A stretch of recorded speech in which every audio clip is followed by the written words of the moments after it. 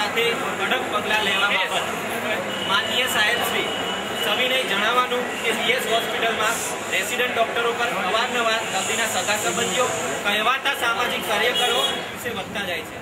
આ બાબતે તથા તબીબો સાથે થતા આ પ્રકારના મારામારીની ઘટનાઓ તથા બિનકાયદાકીય પગલાઓ જે રેસિડેન્ટ ડોક્ટરો સામે મારામારીની ઘટના બનેલ છે તેની હાલમાં 24 કલાકથી પણ વધારે સમય વીતી ગયેલ છે, છતાં મારામારીની ઘટના કરનાર લોકો સામે કોઈ યોગ્ય કાયદાકીય પગલાઓ કે હોસ્પિટલમાં થતી સગાઓ અને અન્ય કોર્પોરેટરો, અન્ય સામાજિક કાર્યકરો અને મ્યુનિસિપાલિટીના કાર્યકરોની અયોગ્ય અવરજવર તથા અન્ય બાબતોની કનડગતને અટકાવી શકે એ બનાવ જોઈએ તેની તપાસ કોઈ કાયદાકીય લીગલ એડવાઇઝરી કમિટી નક્કી કરશે।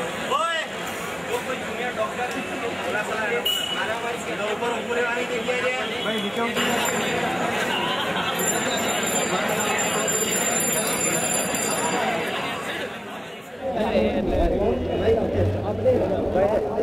Doctor Maulik Modi, third year resident VS hospital.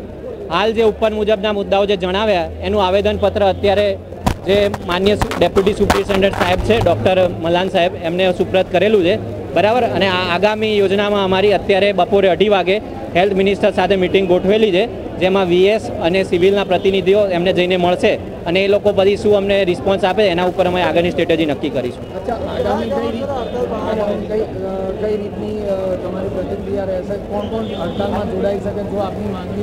અત્યારે અમે વીએસ, શારદાબેન, એલજી અને નગરીના રેસિડેન્ટ ડોક્ટરો જ જોડાયા છે। એમાં બી અમે દર્દીની પરિસ્થિતિને ધ્યાનમાં લઈને ઇમરજન્સી સેવા ચાલુ રાખેલી છે, પણ જો અમને કોઈ પોઝિટિવ રિસ્પોન્સ લેખિતમાં બાંહેધરી આપવામાં નહીં આવે તો ઇમરજન્સી સેવા બી બંધ કરવામાં આવશે।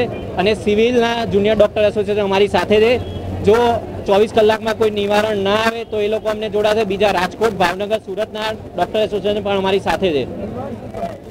ડિમાન્ડ અમારી એવી છે કે જે હોસ્પિટલમાં વારંવાર આ રીતે ડૉક્ટરના પેશન્ટના સગાઓ દ્વારા અને કહેવાતા કાર્યકરો દ્વારા જે મારામારીની પ્રી પ્લાન ઘટનાઓ બને છે, આ કોઈ રિએક્શન નથી હોતું, પ્રી પ્લાન જે ઘટનાઓ બને છે એની માટે કોઈ ચોક્કસ કાયદો લાવવામાં આવે જે હાલ બીજા રાજ્યોમાં પ્રવર્તમાન છે, કે કોઈ બી ડૉક્ટર પર એને શારીરિક નુકસાન પહોંચાડવામાં આવે કે એની સંપત્તિ પર કોઈ આર્થિક નુકસાન પહોંચાડવામાં આવે તો એ જો એફઆરઆઈ નોંધાવે તો એને તાત્કાલિક નોન બેલેબલ વોરંટ ઇસ્યુ થાય છે, જે આપણે ગુજરાત રાજ્યમાં નથી, બીજા 7 રાજ્યોમાં હાલ પ્રવર્તમાન છે, બરાબર। એ કાયદો લાવવામાં આવે અને બીજું કે હોસ્પિટલની સુરક્ષા વધારવામાં આવે અને કહેવા જે બીજા કાર્યકરો અને લોકોનું જે ઇન્ટરફિયરન્સ વધારે છે એ દૂર થાય, એ અમારી અત્યારે પ્રાઇમરી ડિમાન્ડ છે।